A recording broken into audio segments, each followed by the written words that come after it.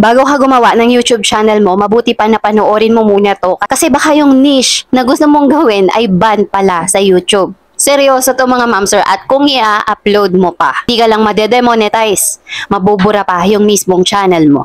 So mga ma'am sir, this is for awareness, lalong-lalo na sa mga baguhan. Sa video na to, i-share ko sa inyo yung top banned niches sa YouTube na siguradong nakakasira ng monetization at pwedeng magresulta sa permanent suspension.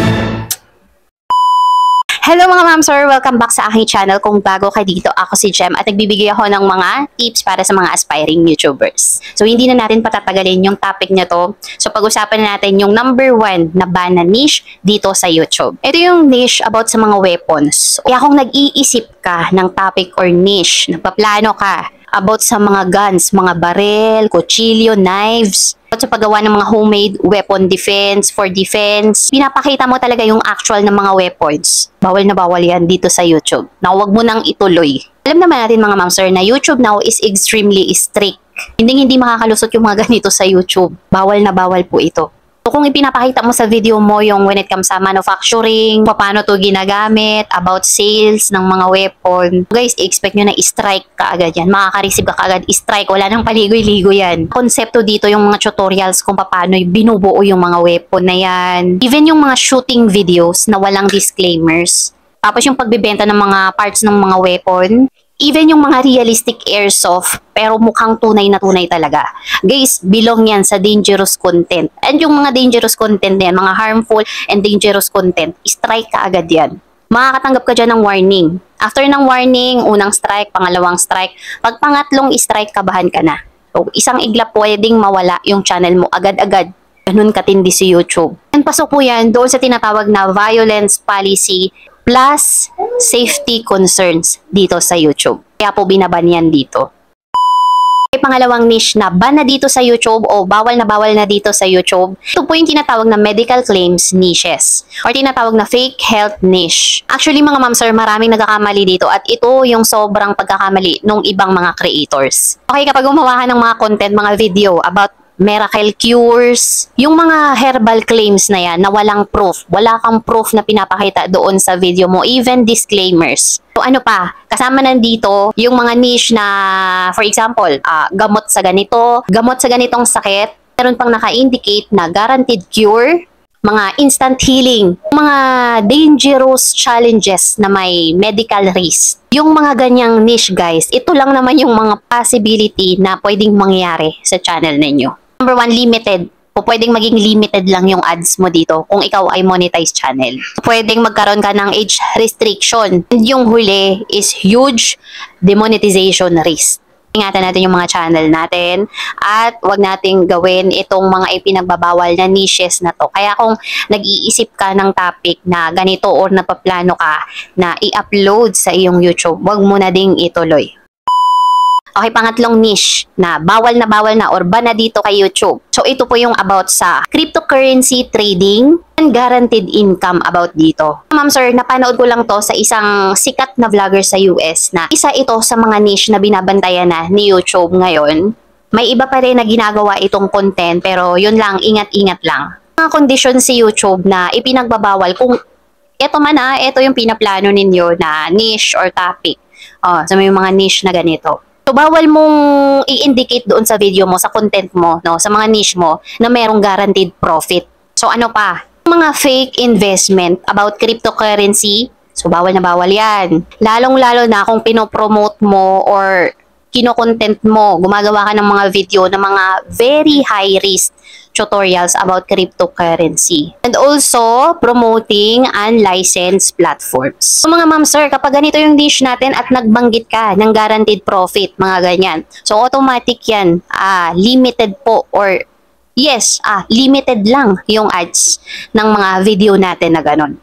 It comes naman sa mga maling information and maling information about cryptocurrency trading, about sa ganitong niche, i-strike ka agad yan. Guys, pwede kang gumawa ng niche, so pwede naman yung mga topic na ganito about crypto kung walang mga guaranteed profit na yan. Guaranteed amount na ganito yung balik sa'yo, ganito yung pwedeng maging profit mo once na nag-trade ka. And also, no financial advice or with regard sa mga topic na ganito. Ano pa? It must be educational, for educational purposes only. Sir, kailangan naka-include, merong nakalagay na disclaimers kapag ganito po yung mga topic natin, ganito yung mga niches na napili natin para sa channel natin. So, mag-iingat talaga tayo. Huwag natin kalimutang maglagay ng disclaimers. Pero, actually, mga ma'am, sir, yung iba, kahit pa may disclaimer, nakakatanggap talaga sila ng warning. Alam naman natin na, lalo na ngayon, sobrang stricto na talaga ni YouTube. Pang-apat po na niche na bawal na dito sa YouTube or bana dito sa YT, ito po yung tinatawag na adult or mature niches. So, alam na natin pag sinabing adult or mature na mga topics dito sa YouTube. Kasama dito yung unang-una yung mga tinatawag na mga sexy pranks or yung mga pamboboso na mga content. So, bawal yan. Lalo na mga sexualized na mga thumbnails. So, bawal yan. Madedetect ka agad ni YT yan. Yung mga ASMR na may sensual focus, so bawal yan ha, ma'am sir, mag-ingat tayo dyan. Also, yung mga adult topics and adult stories. Mga ma'am sir, kapag po yan yung mga niche na naiisip ninyo ha, plano ninyong gawin para sa mga YouTube channel ninyo. So sinasabi ko sa inyo para lang maging aware po kayo ha, para alam nyo lang din kung ano yung possible na pwedeng mangyari sa channel ninyo. Unang-una, magkakaroon ka dyan ng tinatawag na age restriction. Siyempre, kapag may age restriction, 'di ba, limited lang yung makakapanood sa'yo ng mga audience. Ano pa, pwedeng mawala yung ads mo sa video na yan. Sayang naman, useless. Di mo rin pwedeng pagkakitaan. Ano pa, pwede kang makatanggap ng warning para sa channel mo. So, pwedeng mawala mismo yung video mo. Video removal. Ayun po mga ma'am sir, kaya kung nagbabala ka, nagpaplano kang gumawa ng niche or mga topics na ganito sa YouTube, ayan, mag-isip-isip ka na kung ako sa'yo, wag mo nang ituloy. Let's proceed sa panglimang niche na bana dito sa YouTube. So, ito po yung tinatawag na harmful, dangerous challenges. So, nabawal din pala ito kay YouTube, yung mga dangerous stunts. Mga sobra-sobrang pagpaprank. Sobrang delikado na. Pwedeng ikamatay nung pinaprank ninyo. So, bawal na bawal yan dito sa YouTube. Yung example niyan, halimbawa, yung kumain ng mga very harmful na mga bagay, or yung mga nakakalason, sabihin natin mga ganon, yung mga extreme dares. Social experiments na illegal, so ayan, wag nyo nang subukan. So ano pa ba? Mga drinking challenges na yan, ayan, bawal na bawal din pala yan. Yung mga prank, yung mga pagpaprank, mga prank videos na nagkukos ng injuries, diba, trauma, panic, danger, yan, bawal na bawal yan mga ma'am sir, iwasan ninyo yan. So if it encourages harm, it's not allowed here in YouTube. Proceed na tayo dun sa pang-anim. Pang-anim na niche na ban or ipinagbabawal na dito sa YouTube. Kids content na yung datingan is pang-adult. Halimbawa, yung mga kids doing adult jokes. Mga kids wearing inappropriate clothes. Scenarios na nakaka-attract sa mga, sabihin natin mga weird audience. Yung mga family vlogs na exploitative, bawal na bawal din yan. Siyempre, yung panghuli na ban na dito sa YouTube at bawal na. So, ito po yung tinatawag na reuse content. Kaya kung ako sa inyo, mas okay pa rin na gumawa kayo ng original na video ninyo kaysa yung kukuha kayo ng video ng iba, hindi nyo i-edit na magmumukhang sa inyo talaga, then i-upload nyo na lang basta-basta sa YouTube. Naku, delikado yan. Ano ito? So para aware po kayo, aware yung mga baguhan. So pasok dito yung paggawa ng mga compilation videos na walang sariling voiceover. Upload ng mga clips. So, kahit sabihin mo video clips lang yan, bawal na bawal pa rin yan. So yung mga video na galing sa TV ha, so bawal yan dito sa YouTube. Tapos i-upload mo sa YouTube, video mo yung malabas sa TV, so bawal na bawal yan. Copyrighted content na tinatawag. So, lalong-lalo na, yung mga TikTok compilation ha, bawal na bawal din po yan. Pasok yan dito sa reuse content.